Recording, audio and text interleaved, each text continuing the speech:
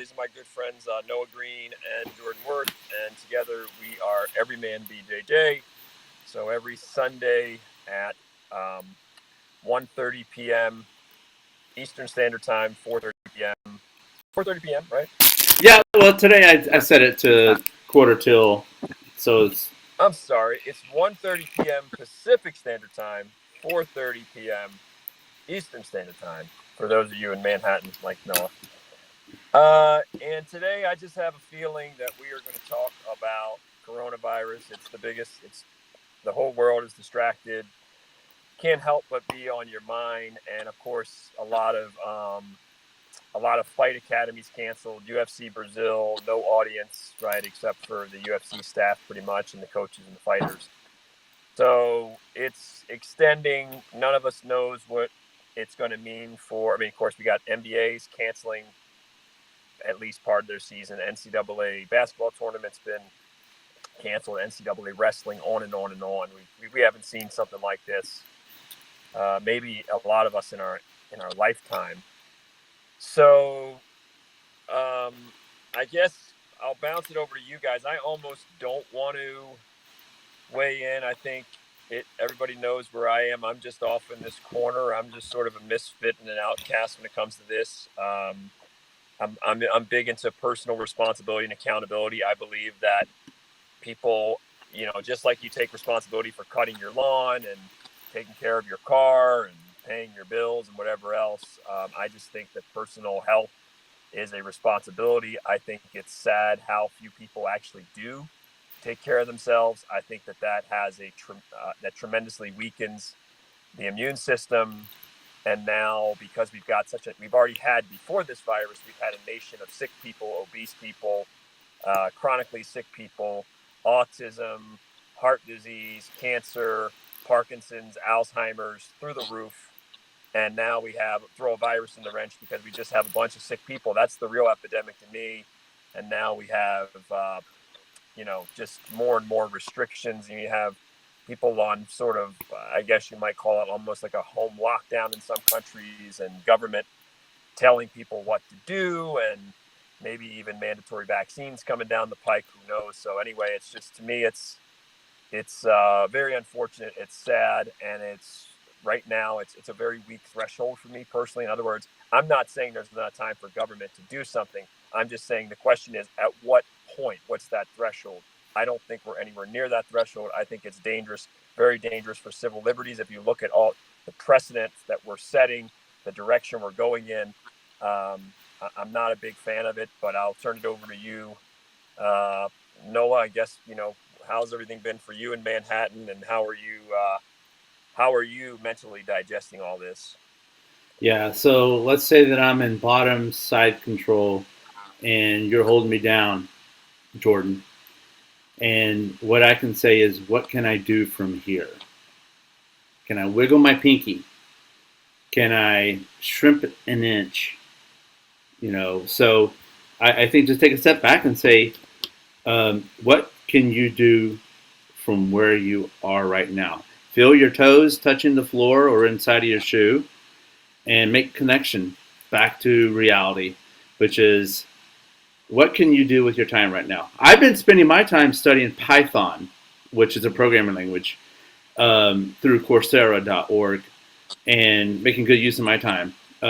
Just because I'm kind of taking my career in a different direction for a bit. And so it's what can you do from here? I got my meditation in today, eat well, slept in, and studying programming, so that's my perspective. I'm in Manhattan, where we have, under the threat basically of the largest metropolis quarantine coming. So they're going to, basically shut off the bridges and tunnels to the island. And oh my God, that's terrifying to think you live in New York. And I just thought of that right now. Like I had flashbacks to New York and all of the people in the subways and the stacking on top of people, and I was like, oh man, this shit's different. Oh, this thing is different on the East Coast, man. Like, this is a different problem than the West Coast. I'm just now realizing that on this podcast. And that's okay. And it goes back to which is a kind of a very Buddhist thought, which is, what can you do from here? What do you have to work with? What do you have to work with whenever someone's got your back and they've got their hooks sunk in? What can you do from here? And I can tell you that in 3 to 6 months, I will, probably be very proficient in Python, programming up a storm because of just actions that I'm taking today. And so my opinion is I'm not saturating myself with, the anxiety and stewing over this.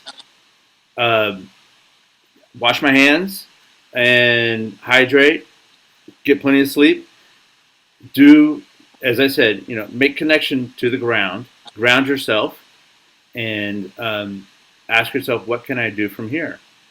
So maybe you need to clean out your garage, or I need, clean up my apartment probably, but I'm going to do programming instead. And that's my mindset. I'm not going to waste time on this because. So you're not putting any mental energy or really worry into it too much. I know you're not worried about the situation.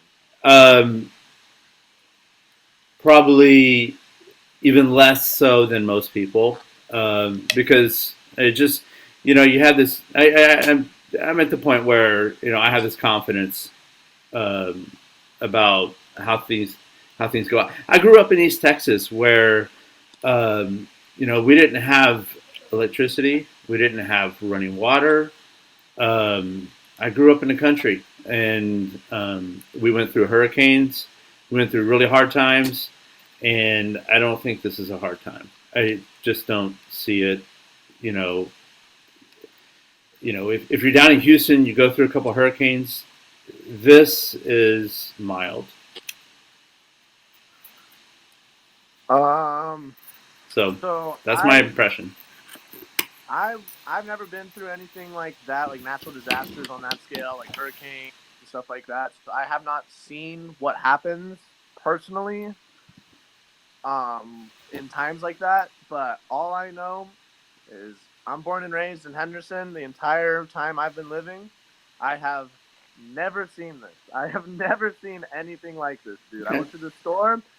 All of the shelves, everything off the shelves are gone, dude. You can't get any canned food. You can't get any top ramen. Almost all of the frozen food is gone. All the toilet paper is gone. All the water is gone. I've never seen this before in my life, man. I was laughing at this coronavirus like 4 days ago. I was laughing at memes, sharing the memes, like, oh, like, ha, ha, ha. You know what I mean? Like, oh, everybody's washed their hands, sanitize, take showers. The jiu-jitsu community, we're on top of each other, rolling around and stuff. I thought all of this stuff was this huge joke until like Friday morning. And then I woke up. All of a sudden, Trump's issuing like, oh, we're in a state of emergency. Everybody's freaking out. There's like no food on the shelves. I tried to go get some food. I couldn't get any food. I had to go get some food today. There was still barely any food. I barely got my dog's food. I've never seen anything like this. And whether it is a serious situation from the virus or it's a serious situation from everybody's panic, which is what I think is what's going on. I'm not worried about the virus. I don't think the virus is that big of an issue. I do think it is going to get worse. I honestly do think lots of people are going to start dying from this virus. I do not think it's going to be contained. I think a lot of people are going to die. I think it is going to be an issue for sure, but I don't think it's going to be like a major issue. Like from the research that I've done, it says that coronavirus has like a 1.4 fatality rate, and that's not very high. You know what I mean? So that means if you get the coronavirus, you have a higher than 98% chance to survive. So I don't think the coronavirus itself is really the issue at hand. I think everybody's fear and all this chaos that is causing because of the media hyping the virus up and everybody freaking out in the public is going to be the issue. I'm very worried that the government is going to put like a ban, like a quarantine out, and they say you have to stay inside, you cannot leave your houses. And if that happens, who knows what's going to happen after that? That's the scary issue in my eyes. If the government tells you you're not allowed to leave your house, you have to stay inside, and they issue rule sets in like a time that's we've never really experienced that ever. You know what I mean? The government has never issued a statement saying like everybody's on quarantine, you need to stay inside your houses. You know, like if that happens, I'm worried what will happen in that circumstance. You know, in any situation, I don't think, you know, knock on wood, but I highly doubt that the coronavirus is going to kill like a substantial, crazy amount of people like the plague or something like that, like a third of the world's population or something ridiculous like that. I don't think we're going to see something like that. But I do think we're going to see mass chaos. I hope. I think there's a higher possibility of mass chaos on the streets and stuff like that, and just people not knowing what to do and losing their minds over the fear and hysteria. What do you think of that, Noah? Are you afraid of that at all? Of that situation? No, not at all. No. Nope. Oh man. No, you know, we have the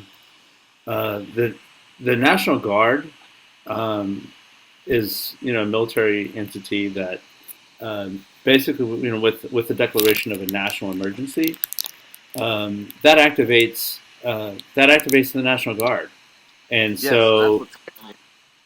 so yeah, restrictions on civil liberties, you know, where they're already postponing elections, which is that right there from a civil liberties perspective, that's concerning. But you know, if we just go back to that rugged individualism, you know, what can I do from here? It's, you know, normally I'll say this, you know, about stocking and hoarding. I usually buy stuff by the case just because it's cheaper, anyways. You know, like Amazon ships a case of paper goods to the apartment here, and I've got in my closet, I've got, you know, half a case of paper towels and toilet tissue. Oh, I have that already, just because I buy, you know, by the case. And I guess that's for every like coastal Texan, anyone living on the Gulf Coast, they have that kind of in them. That's what I'm saying. That's already part of me. I already have tons of food because that's just kind of growing up in those kind of environments of, you know, you always need food on hand. And so, yeah, I've got enough food for a month easily here. And everything I need, I have already. But that's just because that's just to say that's from where I operate. You know, feet are on the ground, and so that's kind of a normal for me. You know, and maybe what we should say is we train in jits from the worst case scenario. You know, put me on. You know, take my back, put your hooks in, and you know, have seatbelt, and then work from that worst place. You know, work from that worst place. That applies across the board, and maybe you know, what you're expressing is you've not taken your brown belt skills across the board financially, logistically, you know, and think about, you know, at my for, you know, I've got at least a month's of cat food for the cat. You know, I've got stock. I would say I have I manage a stockpile already, you know, as a baseline. So just review, you know, stand where you are right now and say, okay, in other parts of my life, I need to work from the worst case scenario back to a good place. And so that's what I mean by just taking a step back and looking at other areas of your life instead of reading news story after news story, watching YouTube clips and all that. Take stock in other parts of your life and say, okay, this exposes me a little bit here.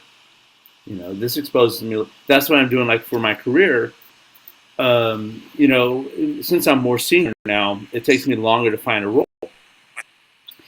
And so I'm like, I don't like that weakness. I don't like that exposure that I get, that risk exposure. Because this is about risk management. So, you know, I like where I can uh, go to other parts of my life and shore up that a bit and develop skills and knowledge that serve me whenever things are tough. Have other skill sets. So go Yeah. into your garage, go into your place, and and take a full assessment of your life, and Yeah. say where are my exposures. This is risk management 101. So I have a question for both of you guys that came into my mind. Mm-hmm. So you said since Trump declared a state of emergency, that allows the National Guard to start coming in and doing certain things. Yeah, Potentially.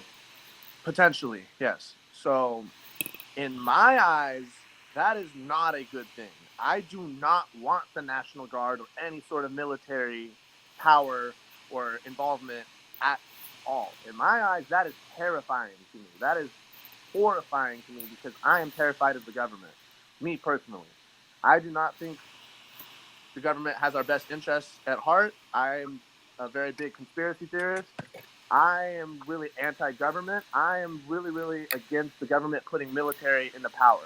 My question to you guys is, I don't think this will happen, but say martial law was declared and that gave military power over like essentially like the police force.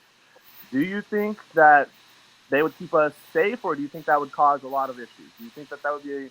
Do you think that everybody would be safer in that type of scenario? Like that would keep all of the robbers and the looters at bay, or do you think that would actually cause more chaos? Is my question.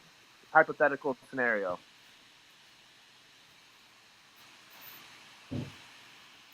Well, I served in the Marine Corps, and um, uh,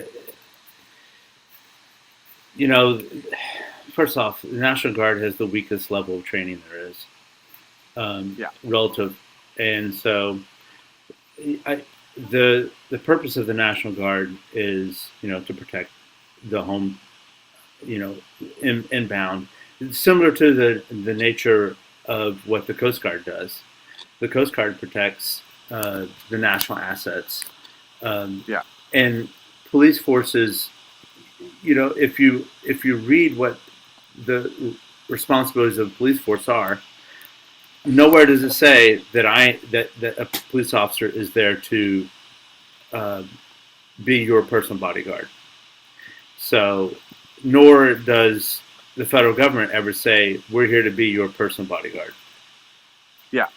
Um, that being said, to maintain order and discipline, um, you know, there are control frameworks in place over the military by elected officials.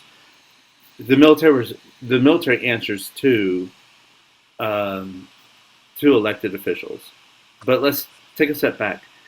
You were talking about the military as though it's a robot. As though it's a robot. Yeah, those are guys like me. I'm too old to be in uniform, but I I think that if you were just to look at those people as though they're just like you, okay, and they're not robots, they're not automatons. They they apply, uh, orders, but this thought of going to this place of fear and anxiety of what the military or the government it's a unified entity.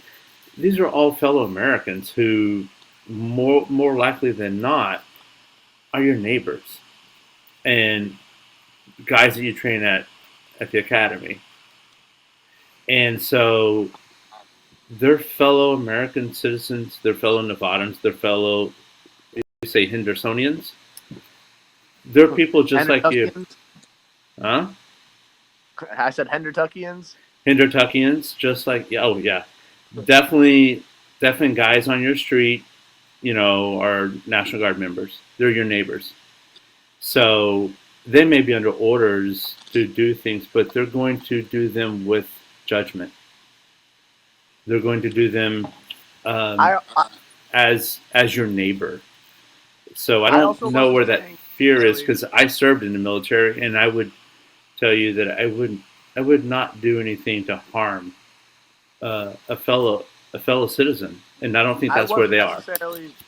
So I think you misunderstood my question a little bit. My question wasn't that if the military was going to start doing unjust things to the public.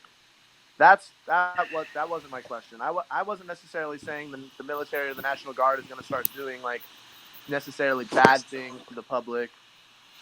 I wasn't speculating on that. I was saying if that does happen, like if the military became powerful like a police force or something like that, do you think that would cause people to like start rioting? And because in my opinion, if something like that was to happen, that would cause even more chaos and even more hysteria. And I think that would cause people to like come like, this is just me talking out of my butt. You know what I mean? This is just me Mhm. talk like I highly doubt any of this would happen. But in my head, in a state like that, if like martial law was to be declared and the military was to have rule over the streets, I feel like a lot of people would start like rioting and start like pillaging and like start like doing all sorts of things. If you tried to lock people into their houses, I think that there would be like mass chaos. Not necessarily the government starting that, but do you think that the government would if they made the government like martial law? You know what martial law is, right? If they implemented martial law, do you think that that would cause chaos? Is what I'm saying, or do you think that they would be able to control people and keep them inside their houses and keep people safe? That was pretty much my question. Do you think it would cause mass chaos and people would run out into the streets, or do you think that they would actually be able to keep a quarantine and keep people in their houses and people would comply? Well, I don't. Okay, so will there be restriction of movement? You're not quite entitled to freedom of movement on streets. By the way, I don't know if you realize that. That is not a civil liberty. Not entitled to. That's You're right. not entitled to movement on the streets. That's That's not a civil liberty. It's not. No, I mean it's something that's guaranteed. What? And I'm not a constitutional lawyer by any means, but we're getting off. We're getting off into the weeds. But um, you're talking about if military control, then riots. Yeah.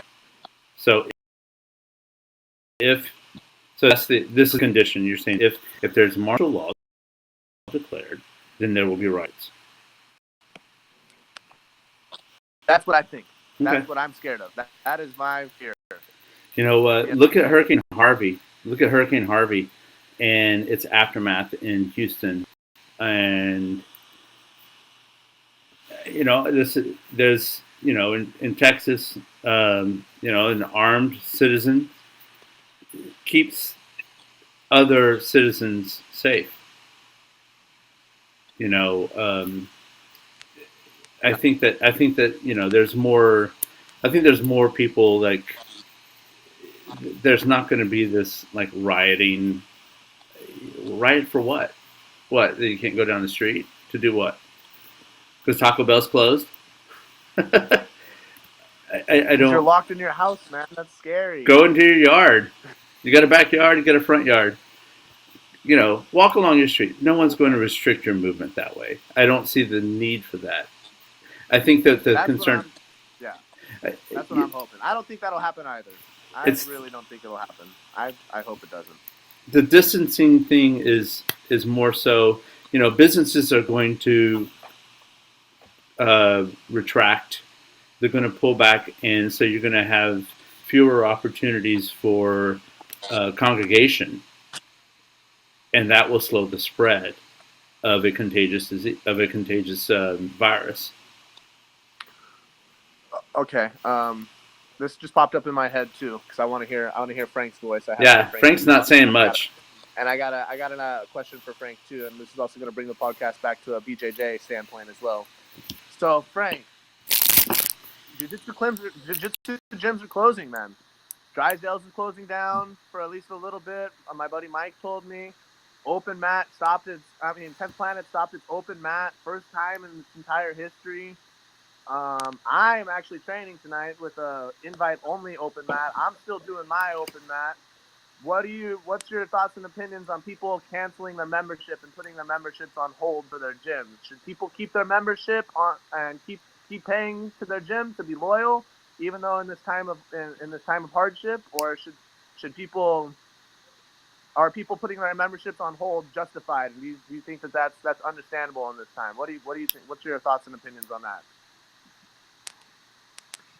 Well, I understand the gym owners like Robert Drysdale and Andre Galvo and Lucas Lecce and many others, even there, Hendo Gracie. I understand them temporarily closing their facilities. And I personally think that a lot more of that has to do with legal liability. You know, you don't want to, a lot of people, there are probably more people than we think that agree with us, but they're scared to say it. Either they work for government or they don't want to, you don't want to rattle the cage. You don't want to shake the beast that can regulate you, that could come and knock on your door and say, hey, you're in violation of this, we'll shut you down. I mean, that's been throughout the ages. You know, people don't want to make problems for themselves. And even though there are a lot of people who might think, hey, we're strong people, we're fine. You get one sick person, right? Same thing with NBA and NHL. Did the NBA, you know, those decisions were probably largely made by legal liability and based on the optics, which is public relations. In other words, if it becomes news headlines that 20 people went to your basketball game and there are 20,000 people there, 20 of them got coronavirus at a whatever game, you are now potentially subject to a lawsuit. And even worse than the lawsuit, if you're a major league or if you are a gym or a jiu-jitsu gym, even worse is the public relations, because now in the consumer's head is, oh my gosh, I can get a disease by going to an NBA game or going to a jiu-jitsu school. And that stigma will not just leave when coronavirus season is over. That stigma will remain for years as to, honey, let's not go to the NBA game. Let's not go to the NFL game. Let's not send our kid to jiu-jitsu because, yeah, coronavirus has passed, but now there's all this other stuff. The kids are going to get sick. So let's just watch the game from TV. So I think this is my conjecture as somebody who spent 27 years on the journalism side, on the communication side, on the public relations side, who's covered, you know, county government, who's been to the White House, who's got accepted to law school, who knows a lot of what goes on behind the scenes, who's worked for multi-billion-dollar companies. I think the more damaging thing is the public relations aspect, because that could take years to overcome. So I do not think it's the case. I mean, I personally don't think that it's fair, because again, when we have these discussions about who can get sick and transmissibility of viruses, it's easy to just talk in terms of, okay, people could get sick, shut everything down. That's easy. What's harder is to say what are more reasonable solutions in terms of, okay, the 1% or the decimal that might die from a virus. What can we do to them, for them, in terms of immune boosting? What can we do for them? What habits can we do for them that don't involve shutting down a society, quarantining everybody, panicking, creating mass hysteria, to having government tell everybody what to do and government police everything? That's the bigger question, is what are the other solutions that have been completely bypassed? There are plenty of other things on that continuum. And if government is going to play big brother and say, we know best on this virus, why is smoking even legal? We know that that's toxic. That kills however many people. Why were opioids ever illegal? Why are a lot of even the antibiotics that wipe out immune systems, chemotherapy wipes out immune systems, vaping, we can go on down the line, glyphosate, which eviscerates the microbiome where your immune system is, which wreaks havoc on the body. You can go on and on and on and say, why is a super big gulp at 7-Eleven legal, right? Why are certain energy drinks even legal? Why is it legal to drink an espresso and for you to go, if you wanted to, like my old buddy Forrest Griffin, and drink 14 cups of coffee today? Why is that legal? Why is it legal if you want to drink yourself into oblivion for the next 5 years or 10 years? Why is that legal? I'm not suggesting that we outlaw any of those things. I'm just saying, why is it legal? Why doesn't the government sit in when people go to the bathroom and say they're not washing their hands right and their cell phone's dirty and there's all these things that make people sick? Why aren't we doing that? Do we want government playing that role and telling you, hey, you can't eat the Dorito. Hey, you can't eat that double cheeseburger. It's bad for you. Are we going to, do we want to open up Pandora's box? It's interesting how people pick and choose and say, well, it's okay. Government knows best on this virus, but it's okay for you to go eat, sugar and candy and super big gulps and Doritos and all the other crap and junk that weakens your body, that contributes to chronic disease, and smoking. Those are all fine. Alcohol, which kills more people every year. And I'm not suggesting we outlaw them. My point is, we let those go. Government does nothing about those. And if you add those up, including the opioids, which were 60-some thousand people a year being killed by doctors saying, this is okay for you, this will be good for you. Where's government there? Very late to the party. So there are much better areas. If you want to look at the health, preserving the health and encouraging healthy habits among our citizens, there are many better places to start than just to say, do whatever we tell you. Do whatever we tell you. We'll keep you safe. We know what's best for human health. There's a problem with that because it neglects a whole bunch of other things to say, hey, there's a lot of other bigger problems. What keeps people's immune system? What is making them vulnerable in the first place? What is weakening them and making them, hey, you get the flu, you might be dead?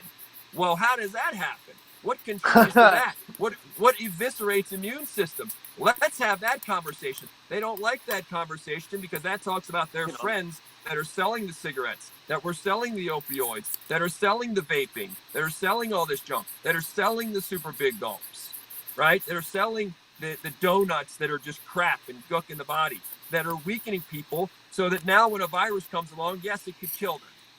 That is a discussion that I want to see happen. That is the root of all of this. That is about personal empowerment. That is about making healthier citizens. And that discussion is not there. What's happening is, hey, government knows best. Government knows what's best for you.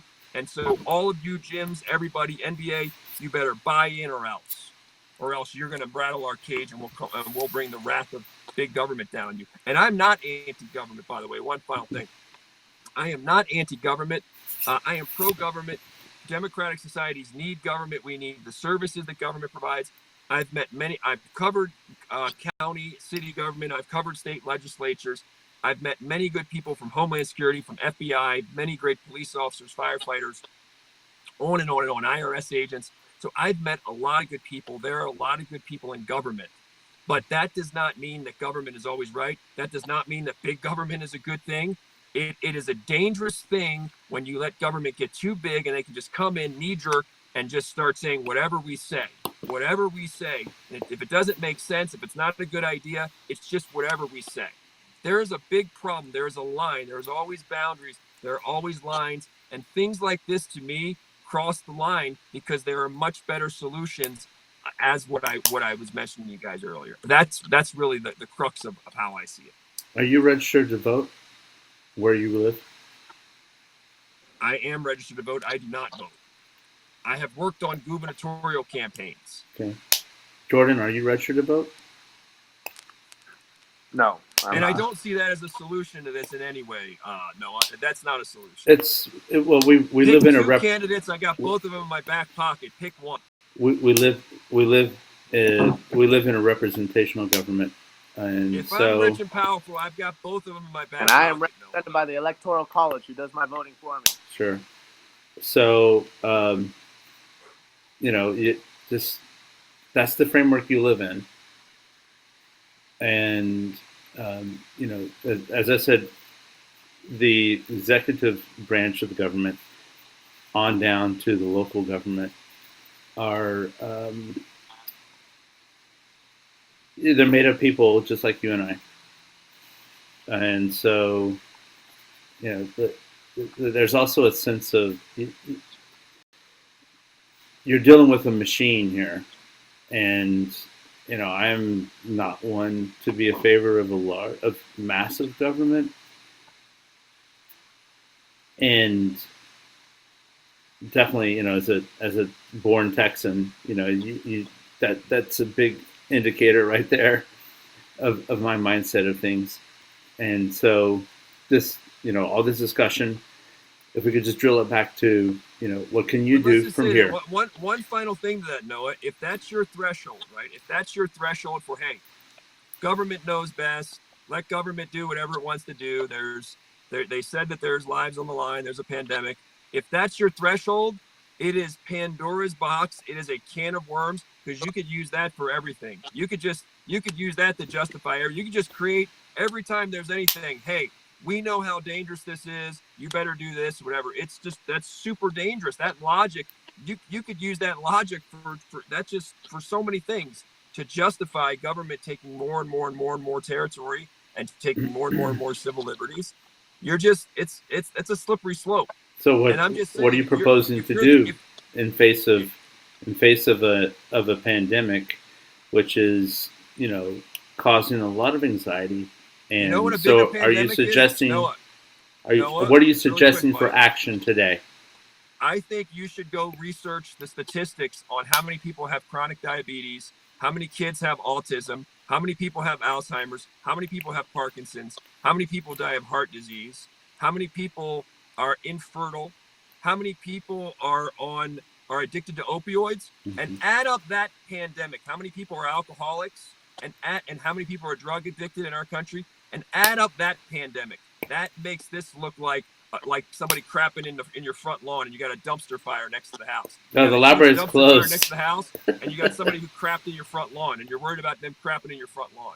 The library's closed due to the pandemic. So go add up. So after I've done that, after I have my spreadsheets, then what are you proposing that I do today? Well, let's sit here and let's have a larger conversation. What I would propose is, let's have a larger conversation about, why are certain things even sold? If we're going to sit here and worry about human health, why are certain ropes even sold? Why are cigarettes even sold? Why can someone smoke in my face and give me a headache, and I'm walking by here like I was when I started this podcast? How come that's okay? Are you going to take the cigarette from them? Why is glyphosate okay in the food, which eviscerates your stomach and your gut and your immune system? Why is that okay? So how do you affect change today? Let's shift the conversation. If you don't like if you don't like the National Guard on your street telling you can't drive down it, what are you going to do about it? Don't like the national. Nobody said that. Nobody said we have to have government. Yeah, that's not the issue. The issue is, at what threshold does government tell everybody what to do? And what can you do about that? Well, I think you gotta push back. How? I tangibly. So you're just saying we're just screwed then? I put the burden on you to say, why, instead of you putting the burden on me on how do we do, I put the burden on you to say, why is it? I shift the burden on you. Why is it okay to just knee-jerk reaction and say, we take your civil liberties, do what we say? I shift the burden on you. Why is it okay? Because people are going to whatever. I told you why people are going to be sick, because they don't take care of themselves, Noah. Personal accountability. We're a country of we're supposed to represent personal accountability. So that's a very important thing. So whenever you handed over the conversation today to me, my take was, do what you can from where you stand. And so now that you have exposed the situation where you believe there's a health crisis, with, it's actually more demographics with the baby boomers who have used their bodies like a carnival and spent their money like they were at a carnival. And do you know how outdated the food pyramid's been for pretty much its whole existence? The USD, the food pyramid from them has never made sense. It's never been useful. And you know who made that and where it came from? It came from government, brother. They're the experts now on being healthy. So they're the experts on being healthy? I think not. So what do you do about that today? Anybody they had in front of that microphone yesterday. What are you guys going to do about that today from where you are? I'm out here living my life. I'm out here doing what I want to do. I'm out here getting tea and walking the streets and meeting people and having random conversations, doing what the frick I want, being the example that I want. Okay, there you go. That's it. And I don't buy into the BS. People need to take care of themselves. I'm You not don't. into like, Yeah, and I'm training I'm not jiu-jitsu into tonight. I might open let's that at shut 6 down the p.m. Nice. society for people. No, take care of yourselves for God's sakes. You are responsible. And if you don't know how, follow me on Frank Forza. I'll show you what healthier living means. See there? A lot of my friends know that.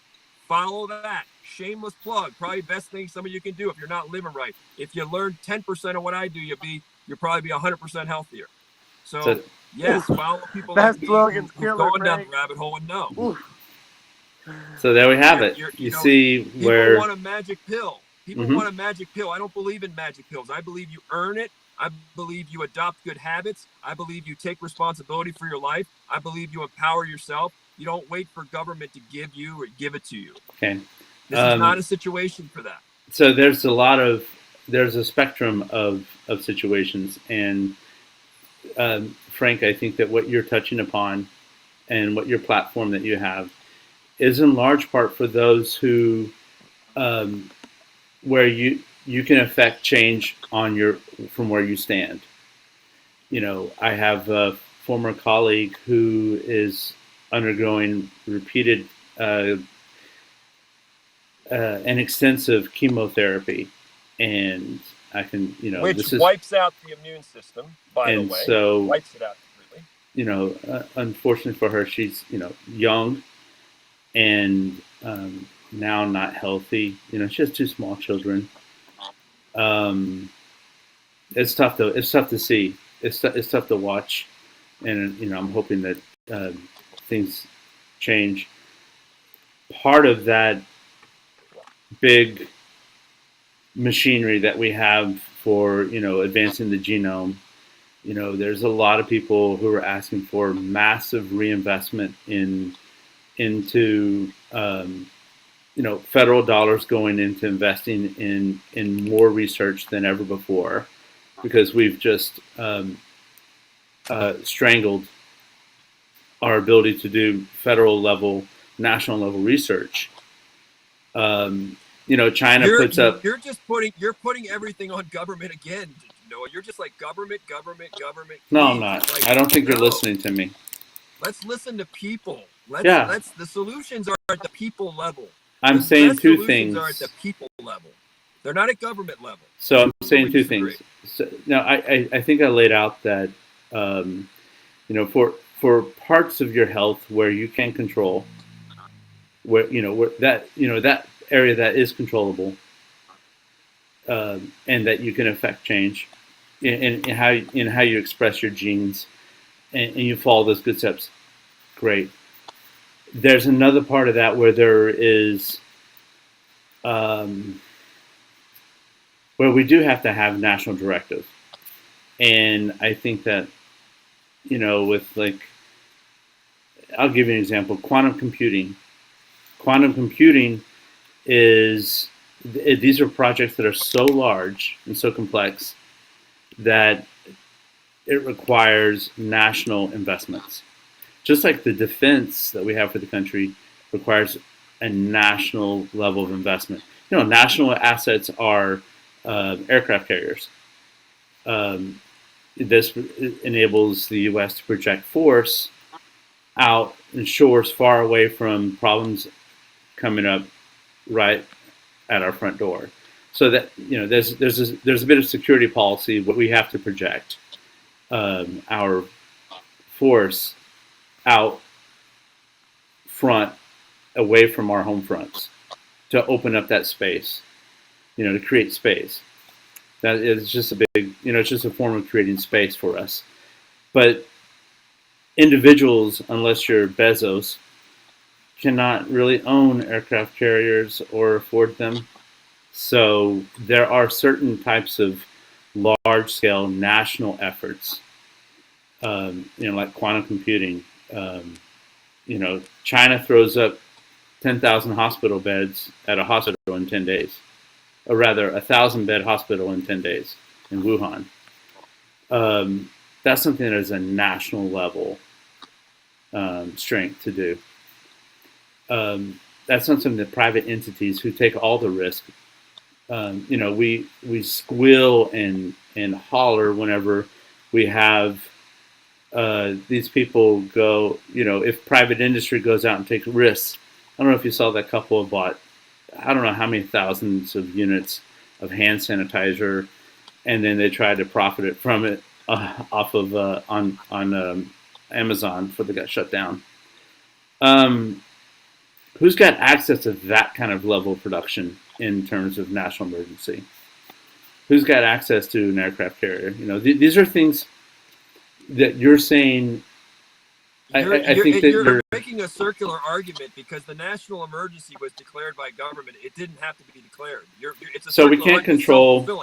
It's a national emergency because they made it a national emergency, not because it's necessarily a national emergency. It's a national emergency because they made it a national emergency. So let's say it wasn't this virus, but it was something more. The more. national emergency should have been sounded 50 years ago and say, why are we selling people crap to eat and cigarettes and junk? Why are we doing that? That national emergency, that fire has been burning for a long time. Okay. And that's why so many people are sick and dying prematurely. Sort of. That's a national emergency. And that's been an ongoing thing. The American diet, the typical American diet is the national emergency, Noah. That's the national emergency. Yeah, so I think maybe restricting access to people getting on the streets to go drive down the Taco Bell is not the worst thing, is it? Well, there you go, buddy. You want to know why people are sick? It's those decisions and those habits and what they do to your gut and your immune system and your hormones and your cells and your arteries and your vessels. There you go, brother. You want to roto-rooter it? Let's go a little deeper beneath the surface. Let's not stay superficial. You're at that superficial national emergency, self-fulfilling prophecy, circular argument. Let's go to the real national emergencies that have been there for a long time, brother. And they are the real things that need to be addressed. Let's go to the roots. Like Hicks and Gracie calls it, the real jujitsu, the invisible jujitsu. Let's go to that, brother. I'd like to see, this is just the invisible jujitsu. This is just a virus not the hocus pocus on the surface. This is just a virus that is, like a flu virus in a healthy individual. Let's say that we were to have something a little bit darker, a more toxic, a more fatal virus. Like the Spanish flu in 1918 that was causing people to bleed out of their eyes and mouth and nose. Or Ebola. Ebola.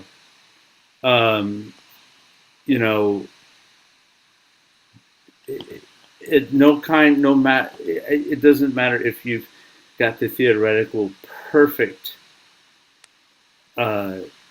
health. There are certain viruses out there that are of a nature which, viruses are mutating and changing, and our bodies, no matter what state of health you're in, they're fatal. And so, you have level 4 research centers that are funded by the federal government, studying these things, and like smallpox. It doesn't matter how well your wellness philosophy is, or where you stand and how pragmatic you are. There are things that can affect the human body no matter its state of health, and that are fatal. So I confusing. Apparently, pretty much most of us are going to corona. Okay, so apparently, according to the projections, most of us will have it at some point. Okay, so let's assume, because we're all walking with all kinds of dormant viruses and pathogens and H. pylori and in us anyway, tapeworms, whatever, parasites, healthy people. So we're all going to have it at some point. One of the arguments is let's not all get it all at once because it's going to overwhelm the hospital system. right? It's going to overwhelm, and the longer you wait for it, it won't overwhelm hospitals all at once. Maybe they'll find a vaccine. All these sorts of arguments. Still, by the way, you're gonna go one day. You've got your beautiful wife. You've got your kid. You're gonna go to the beach. All right. You're gonna swim in those waters. You know how many viruses? Literally, if they literally did a petri dish of the water you go into the ocean, okay, of the water you're swimming in, not somewhere in the ocean, of the water you're in, they're going to find hundreds or thousands of viruses in that water, in ocean water, typical ocean water. And you're going to be fine, brother.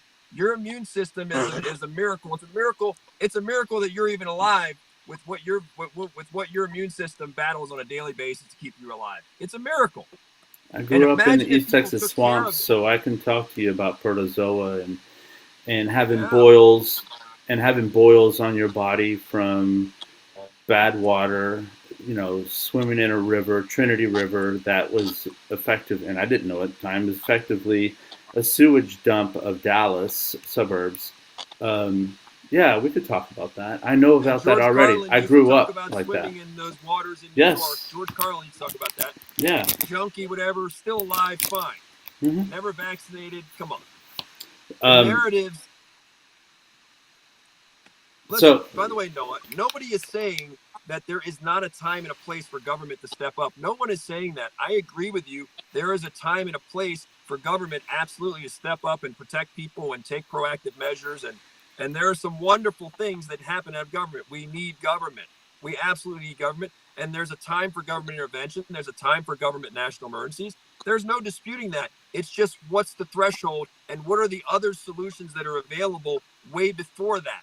What are the other solutions that don't involve scaring people, mass hysteria, taking civil liberties? That's my point. My point is not that government is always, I'm not saying that government's always, listen, there's tons of good government, good people out there in government.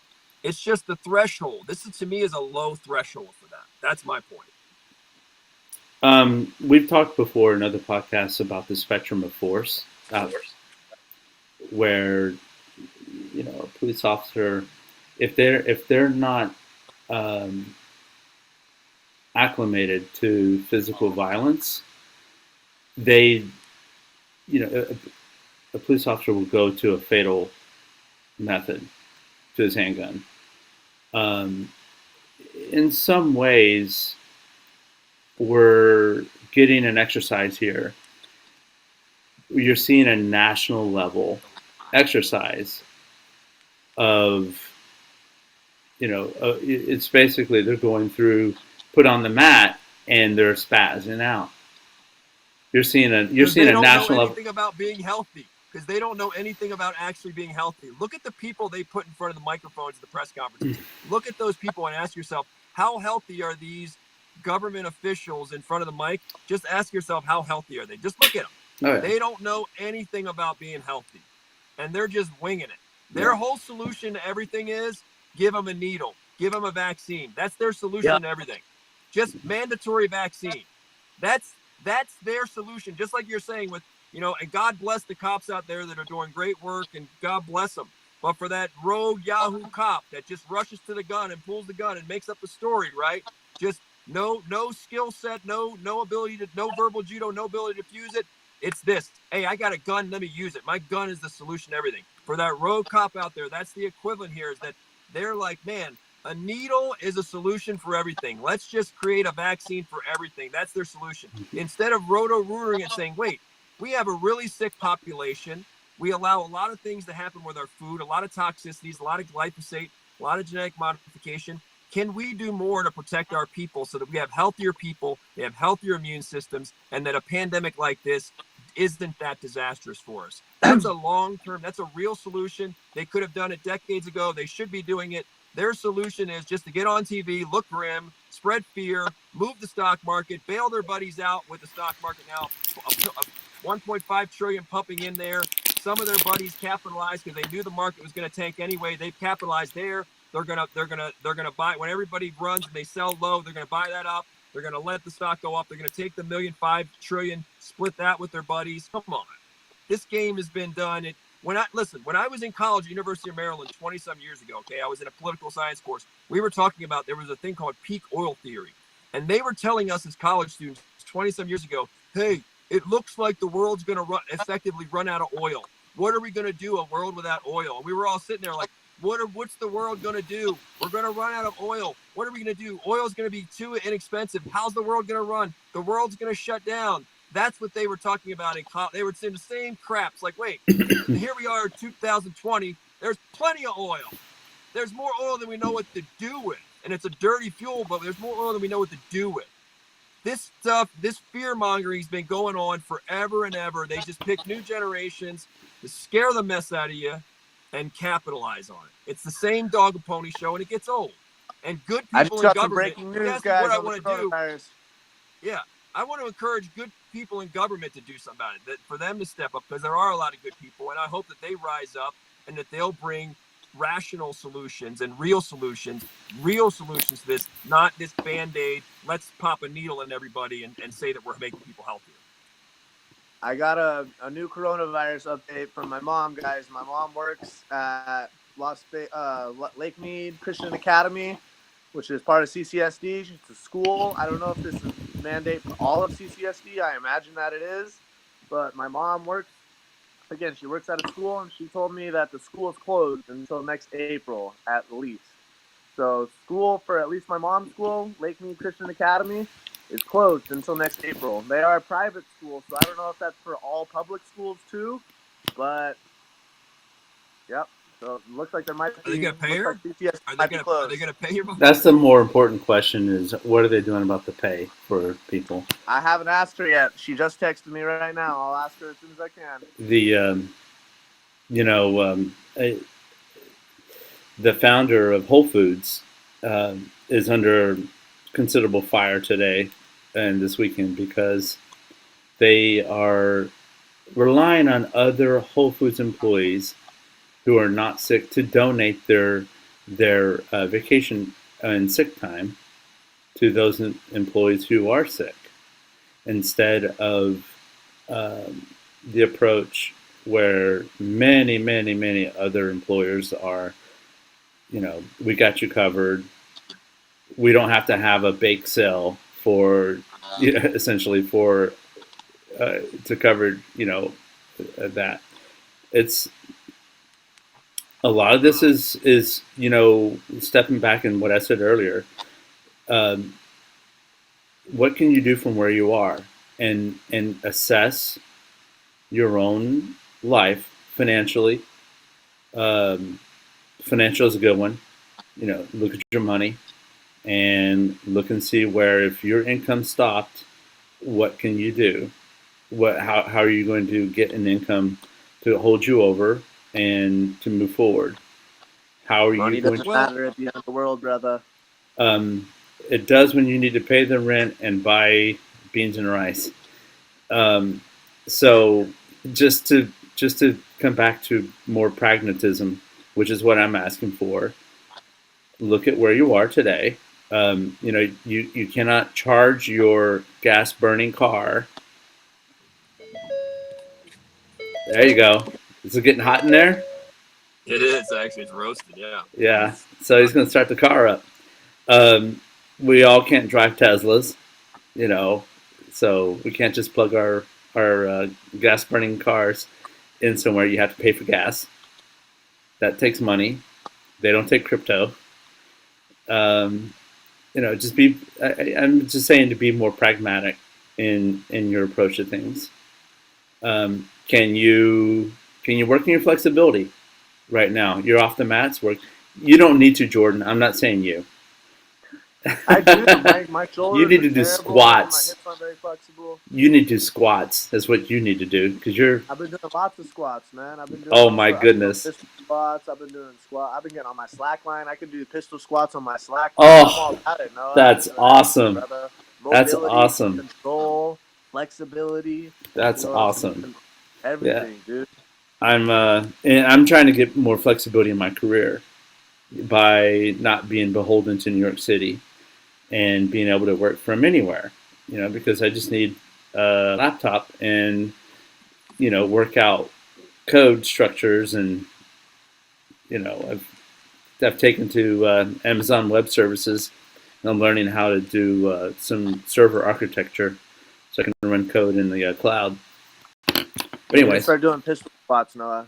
oh my You need to goodness, build pistol squats. Build the three big iddies for jiu-jitsu. The three big iddies for jiu-jitsu is mobility, stability, and flexibility, my friend. The oh three my big iddies. goodness, that's You need some my flexibility, sciatica. mobility, and stability for jiu-jitsu, brother. Pistol squats builds all three. My sciatica, because I've been, I'm coming off the busy season now, and the sciatica has been screaming at me at night. It's been waking me up. But I accommodate it with some stretches. But just the work I've been doing, sitting on my butt. I have the reminder to get up every 10 or every hour, 10 to 12 times a day. That's just the nature of the work I was doing, because I didn't have flexibility in my skill set to work away from that kind of, and that's what I'm doing. You got to do those deep squats like Mikey Musumeci, man. You just got to, no weight, just squat down as deep as you could squat down. Work with your mobility and stand back up, man. Deep squats is everything, dude. Mm-hmm. I've been doing a bunch of deep squats lately, and I feel so much better. It'll like open up a lot of the stuff in your hips and your legs. I'm scared to see what your kicking power is going to be like. Now, Noah, you said something interesting earlier, though, and it's a fitting analogy for what I think is going on with the mass hysteria to this coronavirus. You said you got that white belt, that day one of their class. Yes. Someone passes their guard, and someone gets inside control and locks them up in a really tight, basically, gets the head in the arm, puts their shoulder in the face, and they're cranking that. And, again, you know how people tap to pressure, right? You have a white belt, day one, who was ready to tap to pressure, right? It's like, oh, dude, I can't breathe. Yep. And they speed up, and they're hyperventilating, and they're like, oh, my God, this should even be illegal, right? Like, this person should go to jail for squeezing me that hard and creating this hyperventilation and creating this stress. This should be illegal. That is what I see going on right now, is where the alleged cure for what's going on is like 1,000 times worse than the disease it's trying to treat. Yep. And so that's why I made that analogy.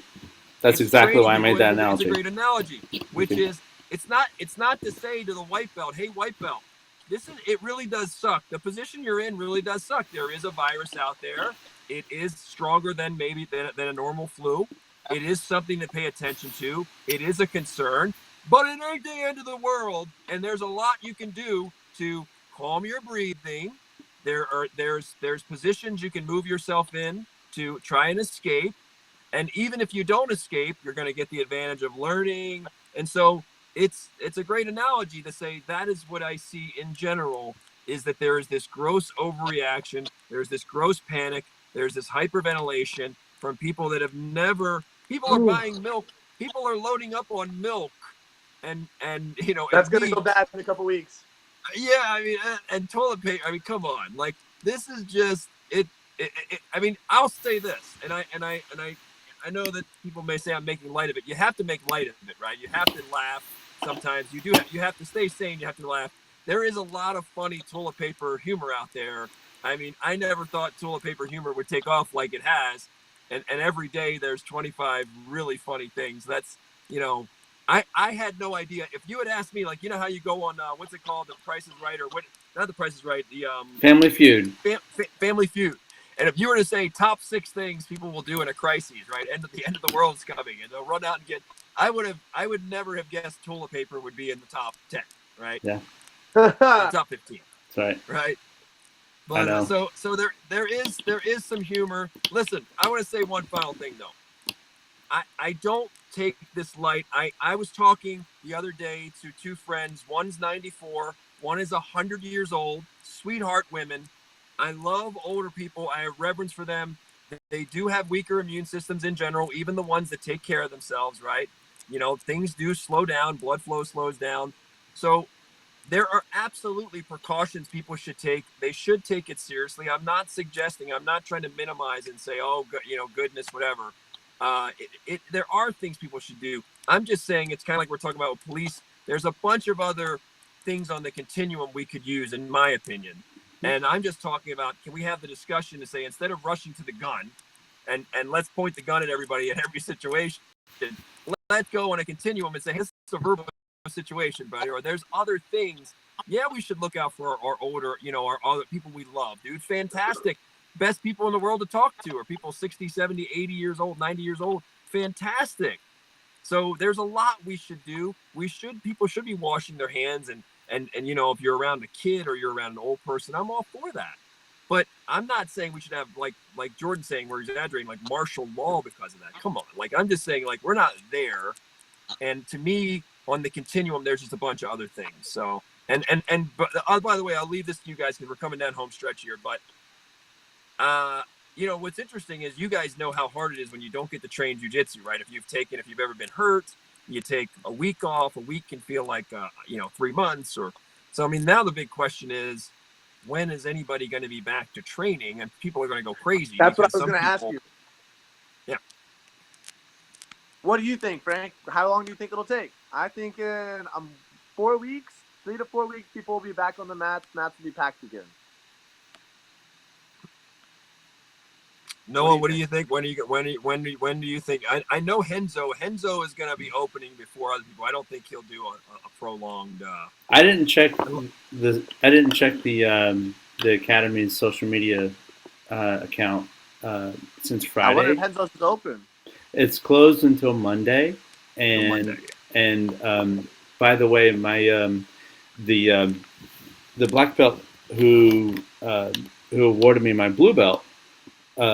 His name is Rafael Sapo Natal, is visiting from Minas Gerais back in New York City right now.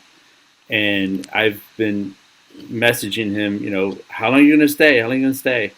And, he gave me a voice memo, calm down, Rafa. Hapa. I'm here until the end of the month. And I'm like, I hope that's long enough. Well, what are they doing in Brazil? Is Brazil are they going bonkers in Brazil, or are they just living their life and having, carnival and whatever? What are they doing? I heard a lot of those South American countries are not doing nothing, man. Here. El Salvador's not doing anything. I'm going to show you. I heard Mexico's not doing nothing. All those other South American countries are not saying Mexico's South America, but all those other South American countries are not doing anything. That, I don't think anything south of the border is really too worried. This is Rio Friday. You can't see it. There you go. Oh, wow. They're on the beach, people. On the playa. Yeah. That's my thing. If the world is going to come to an end, you might as well have a blast. If it did, let's go down having throw a party or something. I mean, whatever.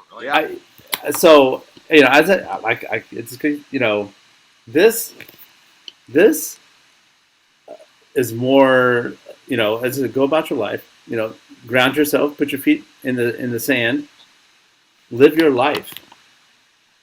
Noah, I would say, if anything, wrestling and jiu-jitsu and the martial arts make your immune system more powerful over time. If anything, maybe in the short term you get a little this, that, but if anything, playing in all that stuff, and I'm a big fan of clean gyms and all this and that. I'm a huge fan of that. But there's still always going to be stuff at whatever gym we're talking about. If you're a baseball player, whatever you are, there's always going to be stuff.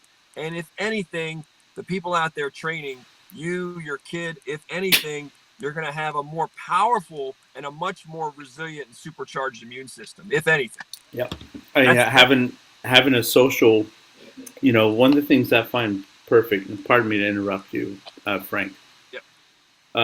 One of the things I find very powerful about this sport is there's nothing more complicated or sophisticated than you with another person, because the human brain is so complex. Another person is the